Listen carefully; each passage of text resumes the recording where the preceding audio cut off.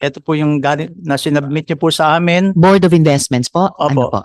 Kinumpare po namin sa mga fingerprints ni Alice Leal Guo, Sheila Leal Guo, and Wesley Leal Guo. Kaya sure po tayo ngayon na si Alice Guo po at si Guo Waping ay isang tao lamang. Opo, head ng dactyloscopy unit. Ito po yung, kayo po yung nagsagawa ng scientific examination at matching. Please proceed, sir. To the honorable members of the committee, good morning to everyone. This morning, we will reveal to you the result of your request for comparison and analysis of fingerprints submitted to your end by the Bureau of Investment to be compared to the fingerprint records in our master files. Before I reveal, I would like to tell you that this identification is a unique identification given to us by the Almighty. Ito po ang identification ng tao by means of skin patterns. Sa tao lang po binigay ng Diyos yan. Yan po ang dermatoglyphics. Science deals with the study of skin patterns. Sa 4 branches po niyan, meron po tayong dactyloscopy sa daliri, chiroscopy sa palad, and podoscopy sa talampakan at ang poroscopy po sa sweat pores. Ngayon, dito po ngayon tayo sa dactyloscopy. Dactyloscopy, it is positive identification po, unique identification, infallible means of identification, meaning to say it is incapable of error, absolute perfect identification. And our result is bounded by the 3 dogmatic principles of fingerprints. We have the principle of constancy or the principle of permanency, meaning to say that fingerprints are immutable, perennial, and individual from the beginning of the 3rd month of the embryonic period until decomposition sets in after death. Kaya po, Dr. Kahanding, yung fingerprints nung batang o menor de edad na Guo Huaping dun sa application para sa Special Investors Resident Visa nung kanyang ina ay kaya niyong ikumpara dun sa adult fingerprints Opo. nung Alice Leal Guo. Opo. Okay po. Kasi hindi po siya magbabago from mula nung pinanganak po tayo hanggang ngayon. Size lang po ang magbabago. Wala pong pagbabago yun. We have also the principle of variation, meaning to say that no 2 prints of different person nor the neighboring fingers of the same person has ever been found to be identical in all respects. Bilyon po ang tao sa mundo, wala po tayong magkatulad na fingerprints, even identical twins, triplets, quadruplets, quintuplets, o kahit ilan pa pong bata ang sabay-sabay pinanganak, wala pa rin pong magkakatulad na fingerprints. Kahit yung isang tao po, sa 10 daliri mo, wala pa rin pong magkakatulad dyan.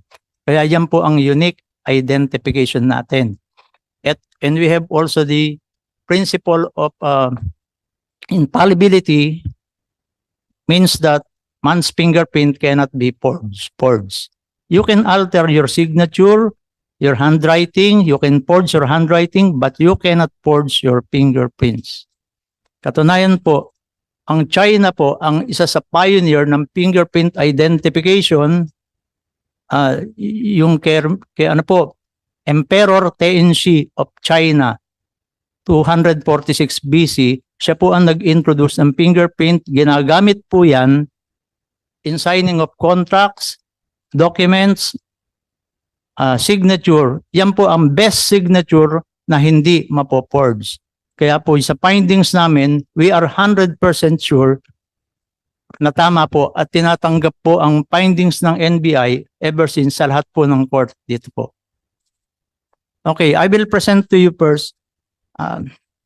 Ma'am, So sabi niyo, Doctor, ever since tinatanggap ang findings ng NBI Opo. sa lahat ng korte na hindi humihingi ng third party independent investigation yung mga korteng Opo. iyon. Salamat po. Please proceed. Ito po yung sinubmit nyo sa amin na galing sa Bureau of Investment. galing po sa Bureau of Investment. Ito po yung galing na sinubmit niyo po sa amin. Board of Investments po? Ano Opo. po? Kinumpare po namin sa mga fingerprints ni Alice Leal Guo, Sheila Leal Guo, and Wesley Leal Guo. In comparison and analysis of questioned and standard fingerprints, one print is enough to identify a person. Because in comparison and analysis, we are not only after the fingerprint pattern, but we are after the exact location and position of the characteristics found inside the fingerprint pattern. Yun, kung nakikita niyo po yung mga numbers na yan na clockwise, yan po yung mga characteristics. Kung tatanungin niyo po, how many identical characteristics are required in order to conclude that a question and standard fingerprints belong to one and the same person?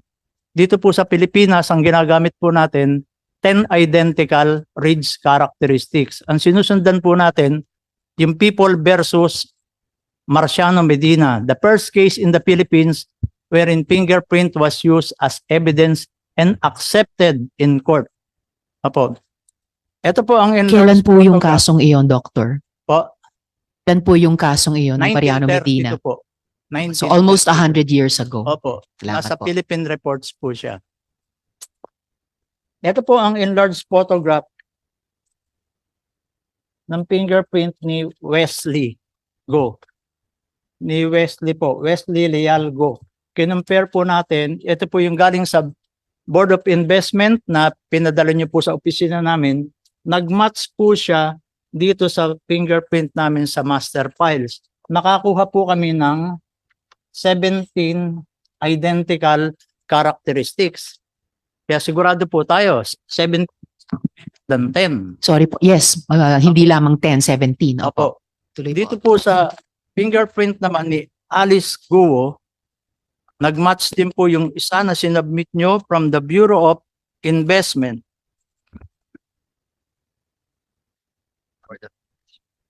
Ito po, yung sinubmit nyo po from Bureau of Investment. Board of Investment po, Okay. Doctor. At ito po yung kay Alice Leal Guo na sa amin pong master files. Nakakuha po kami ng 11 points. Yun naman po sa pagtatanong nyo para ma-confirm po natin ang kanyang identity, meron po kaming enlarged photograph ng fingerprint ni Alice Guo na compare po namin doon sa fingerprint na alien fingerprint card na March 28, 2006. Na compare po namin, nakakuha po kami ng 18 identical ridge characteristics. Kaya sure po tayo ngayon na si Alice Guo po at si Guo Waping ay isang tao lamang po. Si Wesley, ganun din po. Si Wesley Guo at si Guo Woxiang Dian ay isang tao lang po. That's the end of our presentation. Thank you very much. Maraming salamat po, Dr. Kahanding. So, hindi lamang pala yung totoong identity ni Alice Leal Guo ay napatunayan ninyo na pareho siya kay Guo Huaping, pati po yung identity ni Wesley Leal Guo na siya yung totoong, yung Chinese name niya. And both by more than the 10 required characteristics, kundi by 18 kay Mayor Alice Guo at by 11 po ba or 17? 11 po. 11 kay Wesley Leal Guo. So siguro may mahahanap pa bang May mahahanap pa bang third party verification na magdi-dislodge dun sa findings nyo? Kung meron po kayong isasubmit pa, pwede po namin examinin anytime. Sige po. Magtatanong ang komite kay Emperor kung Opo. meron pa silang mas Opo. matibay Kay pa Emperor sa Tenzin findings po nyo. of China. And First ruler in China. yes, 300 Yeah. plus Opo. years before Christ. Maraming salamat po, Opo. Dr. Salamat din po sa pagtitiwala sa NBI. Hindi po talaga maitatato yung ipinakita nyo po sa amin. Salamat po. Ngayon, meron din naman pong lumabas sa nakaraang hearing at galing din po sa NBI na may isa pang Alice Guo na ka-birthday at kalalawigan ni Mayor pero ibang-iba ang mukha. Ano na po ang status ng investigation nyo tungkol dito? If I could go back to the Assistant Director Magno. Or si Dr. Kahanding din po ba iyon? Okay. Assistant With Director. regards po doon sa paghahanap sa kanilang mga address, ay binigay po natin yan sa trabaho sa ating Organized Crime Division po natin. At kung pahihintulutan niyo po, ay nandito po sila para ibigay po sa inyo ang tamang report. Yes, please, Assistant Director. Kasi concerned po ang komite kung kumusta na ba yung isang Alice Guo na yan at nasaan na ba siya at anong kanyang kinalalagyan. Bago po sana Madam Chair, si Dr. Kahanding daw po sana i-report niya rin po yung paghahalin tulad doon sa isang Alice Guo at kay Mayora Guo kung pahihintulutan niya. Madam Chair. Yes, bago yung si Dr. ulit si Nancy. Yes, just clarification lang, Madam Chair. Kasi parang may nabasa ako news article na 4 yung Alice Goo. 4 po ba or 2 yung nag-a-appear na of the same name? Ilan na po ba ang na-identify na Alice Guo ng NBI, Assistant Director Magno?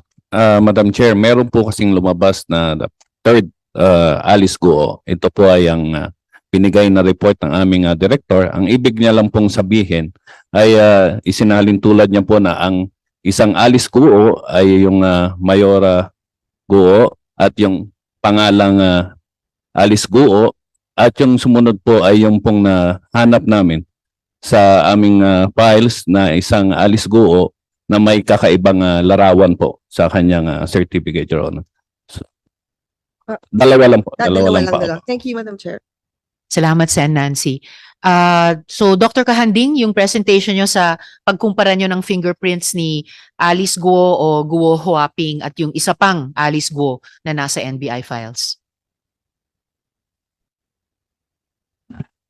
Mapapatunayan po natin na yung clearance applicant po na Alice Leal Guo na nag-apply ng NBI clearance noong November 3, 2005 ay iba po sa Alice Guo na tinutukoy na si Mayor. Malayo po yung fingerprints niya. Pwede ko pong ipakita sa inyo. Sa pattern pa lang po, ibang-iba na. Malayo po. Hindi po siya yon. Pero dun sa comparison naman po natin ng fingerprints dun sa ating alien card, dito po, nakakuha po tayo ng maraming puntos. Saan ang fingerprint? Yes, Sen. Sorry. Jinggoy. Saan ang fingerprint ni Mayor dyan? Ito po. Yung isa? Ito po yung isang Alice Guo na nag-apply ng NBI clearance noong November 3, 2005. po. Nauna pong nag-apply ito. Alright. Kailan na sinabit yung fingerprint ni Mayora? Ito po, 2006 po. March 28, 2006. Kaya nauna pong nag-apply ng NBI clearance yung hinahanap niyo pong Alice Guo na iba ang muka, na hindi yung muka ni Mayor. Alright. Thank you. Salamat, Sen. Jinggoy. At salamat, Doctor. So, hindi lang sa muka, magkaibang tao, mismong sa fingerprints, magkaiba talaga. Salamat, Doctor. So, Assistant Director Magno, yung magpe-present po ng report dun sa isa pang Alice Guo.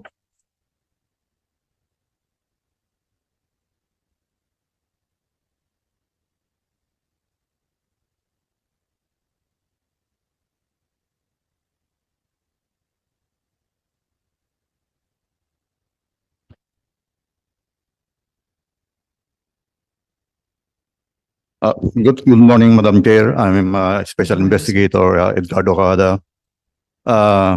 Our team was dispatched on the 26th of May to verify the Alice Goo na nag-apply po ng NBI clearance.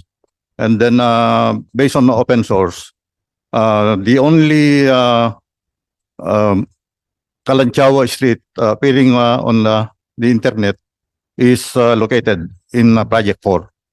Instead, since the clearance did not indicate whether it at the barangay, we immediately proceeded to Project 4, Madam. And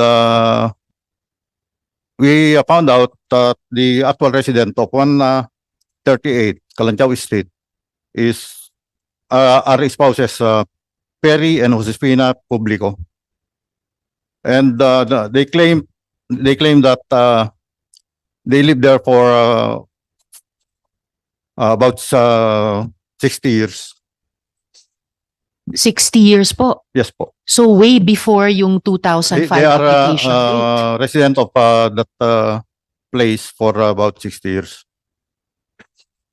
And they never met Alice Leal Goo. So hindi po nila naging kunyari boarder or renter Never, ang madam. isang Alice Guo noong 2005. Yes, Your Honor. So ano po ba yung Alice Diago? Siya po ba ay one size fits all na pangalan na pwede na lang applyan ng clearance? So after our verification of Project 4, madam, we proceeded to Barangay Toro in Project 8 to verify whether Kalanchaw Street is also may be found at the Project 8. But we were able to talk to the Barangay Secretary of Barangay Toro that he claimed that the clustering of street are named after mountains and planets. So wala pong Kalanchaw. And investigator sir, meron din po ba kayong update sa mga kapatid ni Alice? Halimbawa si Sheila Guo. Dahil ang address ng Sheila Guo ay isang Kalantiao Street din.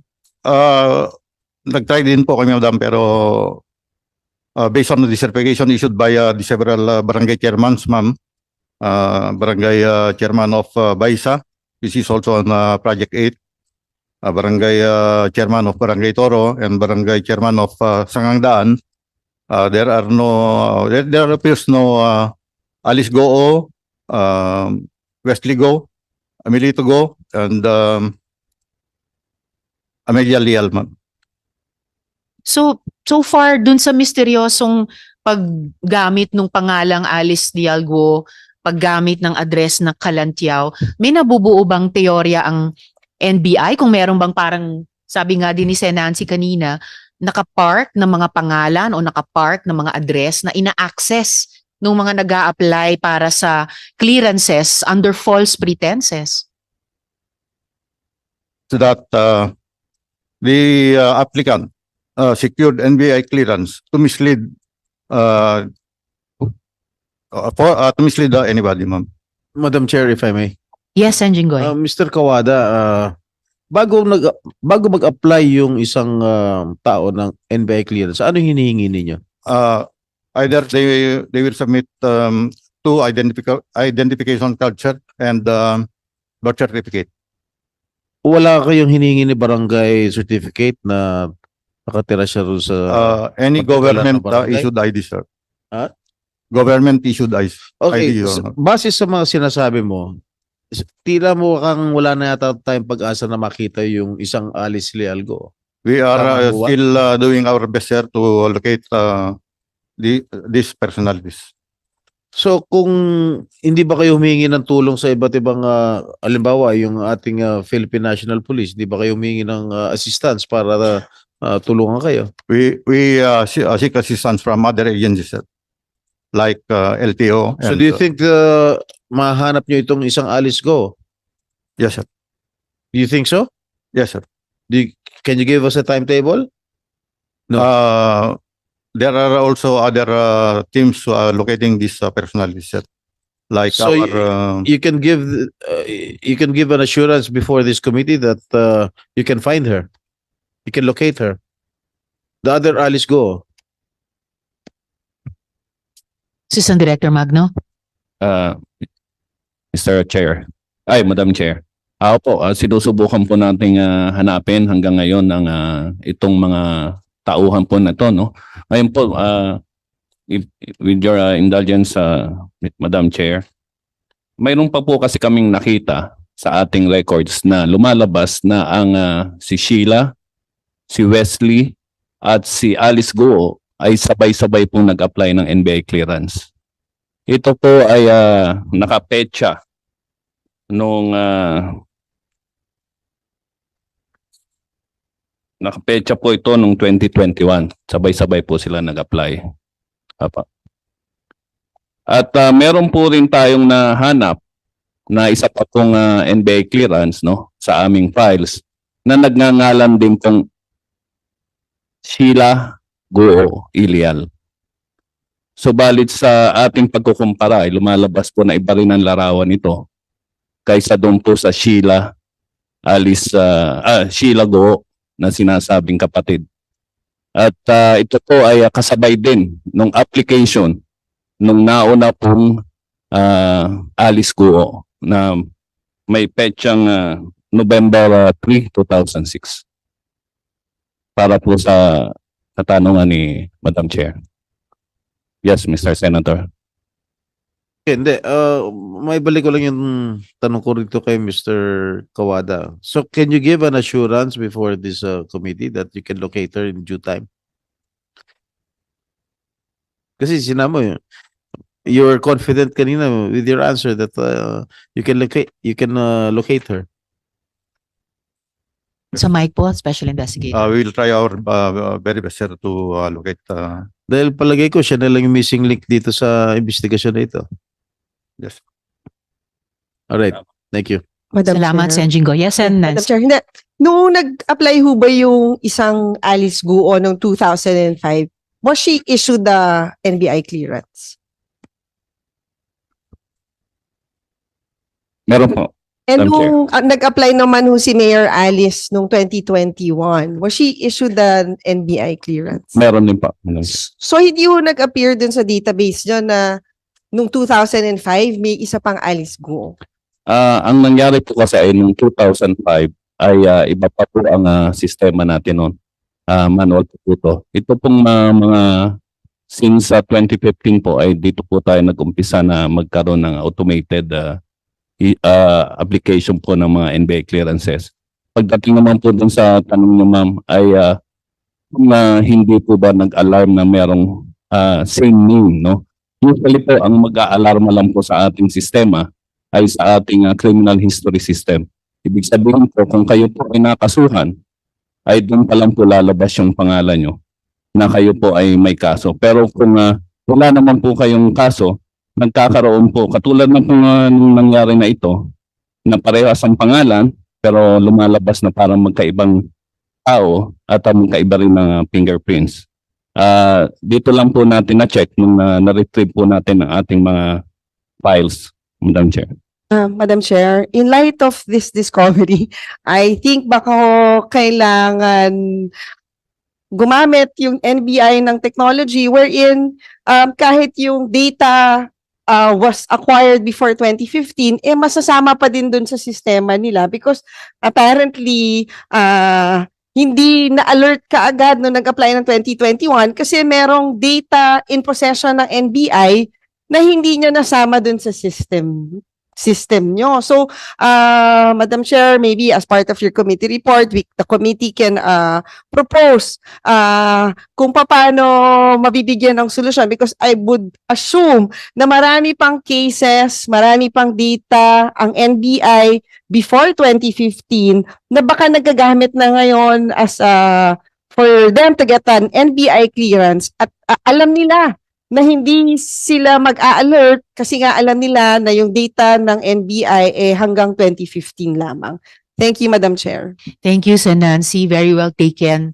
Isasama po Salamat natin po. iyon sa recommendations sa committee report. At sana mauna na rin magsimulang kumilos ang NBI para linisin lahat ng datos even from the manual system pre-2015. Lalo na dahil sa lumalabas sa investigasyong ito.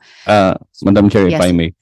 Sa tulong po ng mga pondong ibinibigay ng ating Kongreso at ng Senado, ay naumpisa na po natin na pag-aralan at mag-procure kung katulad po ng sinasabi ni Senator Nancy, yung po nating tinatawag na APIS o yung Automated Fingerprint Identification System.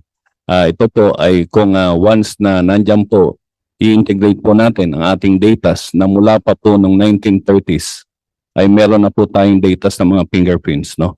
So ito po ay yung matagal na nating pinapangarap at sa tulong ng ating presidente at ng Kongreso po ngayon ay sinisimulan na po natin yan. Malaki po ang naibigay na pondo ng administrasyon ng nakaraan at sa ngayon po. At yan po ay pasasalamat din ng NBI at nag-umpis na po tayo na ma-automate ang ating fingerprint, ang ating national clearance system, Your Honor. Salamat, Assistant Director. Paki-keep updated ang Kongreso dun sa paggamit nyo ng budget na iyan at paano kami patuloy na makakasuporta dito sa hinihingi naming paghihigpit pa ng pag-monitor at paggamit ng datos at ng database ng NBI, lalo na laban sa identity theft at saka mga krimen. Additionally lang po, yung isang Sheila Leal Guo, na-locate nyo na rin po ba? Hinahanap na rin po, Madam Chair. Parehas din po yung address nila na ibinigay, yung number 83 Kalanchaw.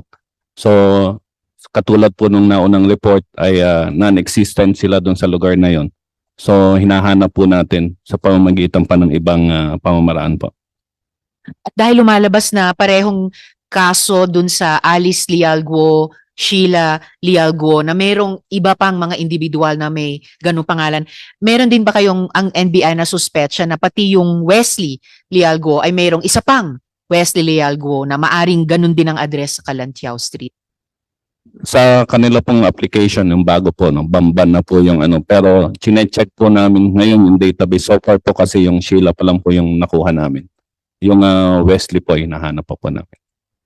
Salamat. The committee would appreciate, Assistant Director, yung update dyan. At siguro, kasi kung pati yung Wesley Leal Guo ay merong isa pang Wesley Leal Guo, so parang yung identity theft, hindi lang talaga solong enterprise, baka clustered, no? Group na identity theft. So may dagdag na implikasyon pa rin yun sa atin.